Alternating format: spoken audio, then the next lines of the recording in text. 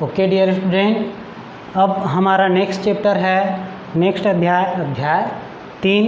इसमें पढ़ेंगे हम लोग एक चर का द्विघातीय समीकरण। द्विघातीय मतलब वर्ग, इसको क्या बोलते हैं? वर्ग भी बोला जाता है। पिछले वीडियो में हम लोगों ने पढ़ा था एक चर का रैखिक समीकरण और दो चरों का रैखिक समीकरण पढ़े थे। अब आगे देखते हैं हम लोग। सबसे पहले ये जानते हैं कि वर्ग समीकरण या द्विघातीय समीकरण किसको कहते हैं।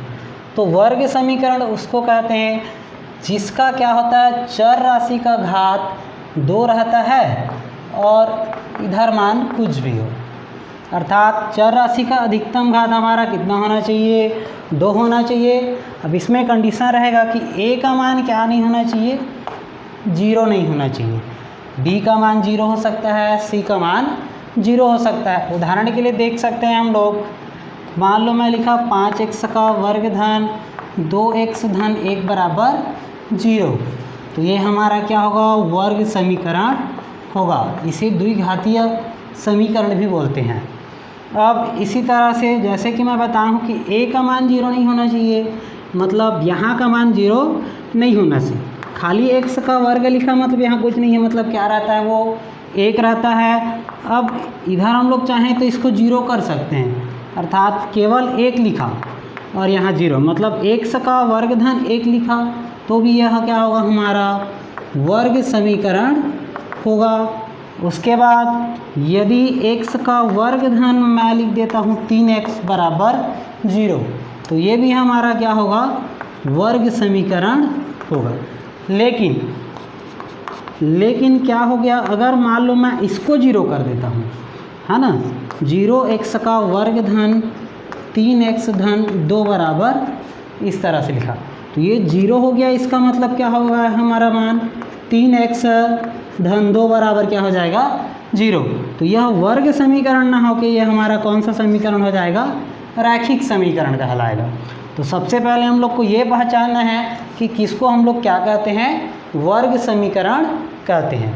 ये जो सबसे पहले मैं लिखा ax का वर्ग धन bx धन c बराबर 0, तो इसको बोलते हैं हम लोग वर्ग समीकरण या द्विघात समीकरण का मानक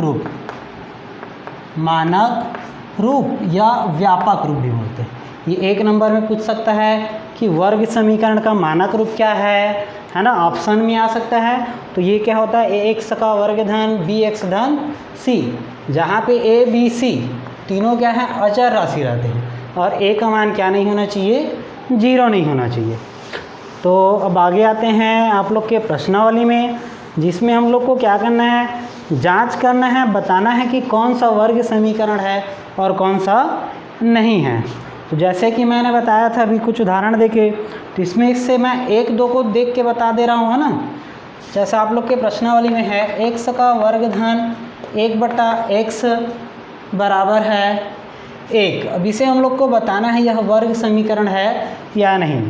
तो हम लोग इसको क्या करेंगे? सबसे पहले इसको एक बार हल करके देख लेते हैं। तो हल करेंगे तो क्या होगा? ये x का घात 3 हो जाएगा, तिर्यक गुणा करेंगे तो धन क्या होगा? 1 पूरे का बटा x बराबर 1। अब इसे तिर्यक गुणा करेंगे तो ये हो जाएगा x का घात 3 धन 1 बराबर x। अब इधर पक्षांतर कर देते हैं तो ये इतना x का घात 3 ऋण x धन 1 बराबर 0। अब यहाँ देखना है हमारा वर्ग समीकरण जो कंडीशन रहता है उसका अधिकतम घात कितना होना चाहिए? 2, और यहाँ पे घात कितना आ गया?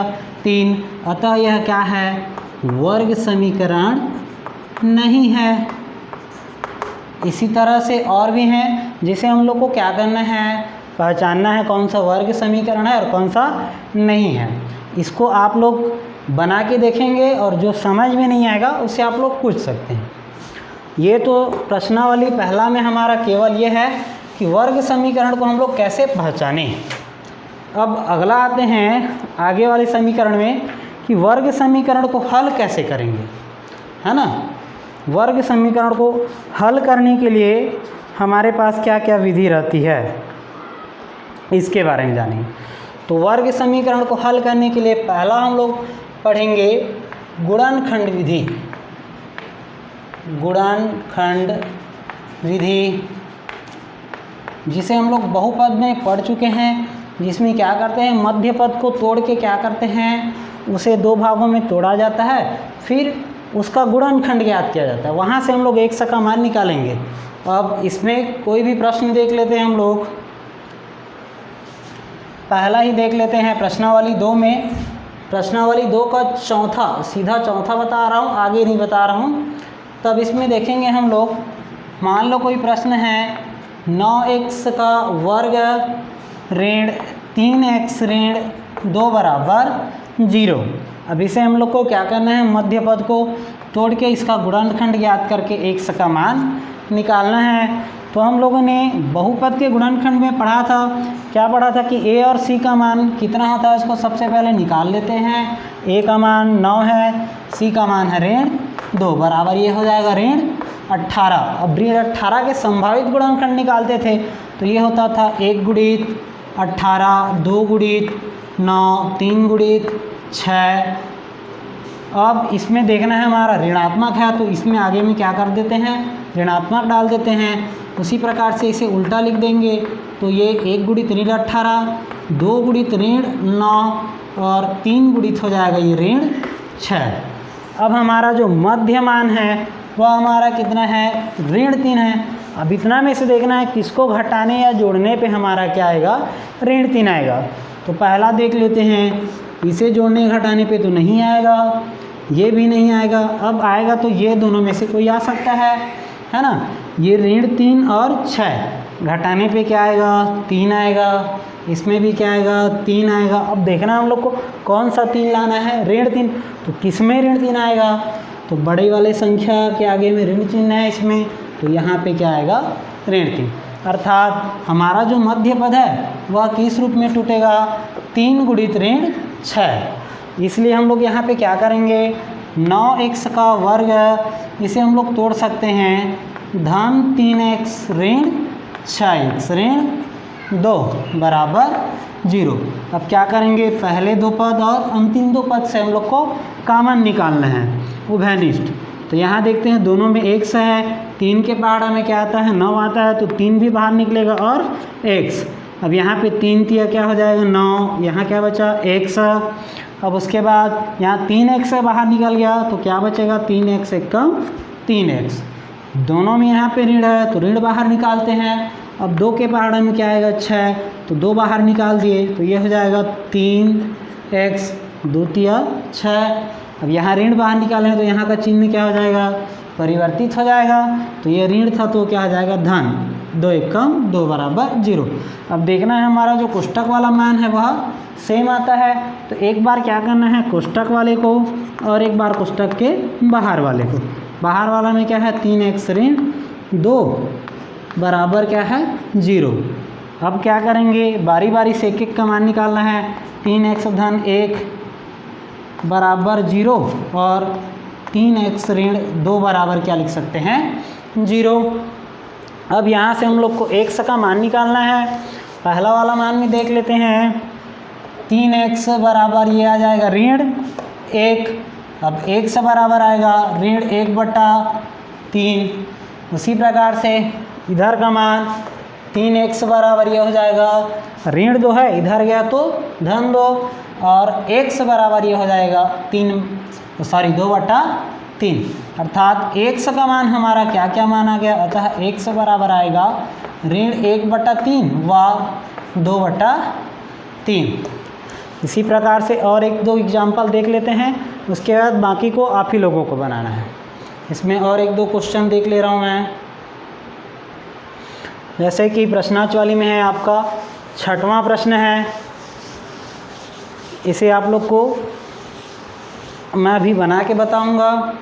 ये है 4 करनी 3x का वर्ग धन 5x ऋण 2 करनी 3 बराबर 0। ये और एक प्रश्न देख लेते हैं। तो इसमें सबसे पहले क्या करना है, हमारा फर्स्ट पद और अंतिम पद दोनों को क्या करते हैं, गुणा करते हैं। ये होगा 4 करनी 3 गुणित यहाँ पे होगा ऋण 2 करनी 3। अब इसको हम लोग गुणा करेंगे तो ये हो जाएगा हमारा 4 दूनी 8 गुणित 3 बराबर ये हो जाएगा 24। ये ऋण 24 हो गया। अब हमारा बीच वाला पद को देखना है। हमारा बीच वाला पद क्या है? 5 है। 24 किसके किसके पहाड़ा में आता है उसको देखते हैं हम लोग। तो 1 गुणित 24, 2 गुणित 12, 3 गुणित 8। अब इतना में देख लेते हैं किसको जोड़ने घटाने पे क्या आएगा हमारा? 5 आएगा। तो इसमें तो नहीं आएगा, इसमें भी नहीं आएगा। अब आना है इसमें, है ना। अब क्या करना है हम लोग को? धन 5 लाना है। तो धन 5 लाने के लिए क्या करेंगे? बड़ा वाला को धन करेंगे और छोटा वाला को क्या करेंगे? ऋण। अर्थात हमारा जो बीच वाला पद है वो किस प्रकार से टूटेगा?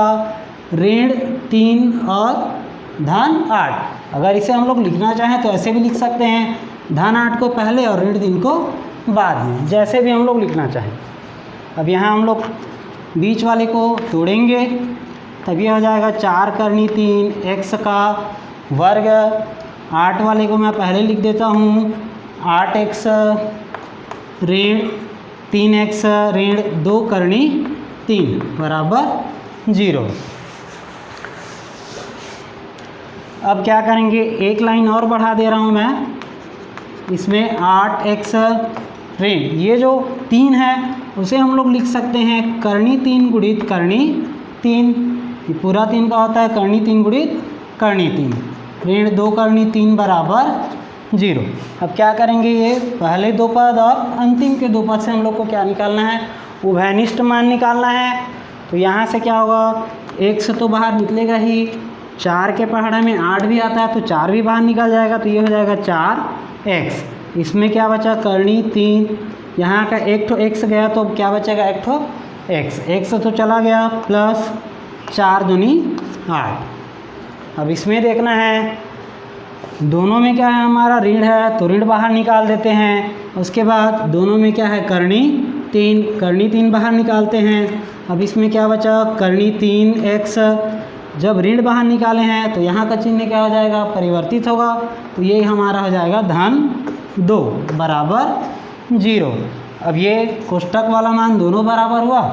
एक बार कोष्टक वाले को लिख सकते हैं करनी 3x धन 2, और एक बार बाहर वाले को 4x ऋण करनी 3 बराबर 0। अब यहाँ से हम लोग को x का मान निकालना है। अब क्या करेंगे?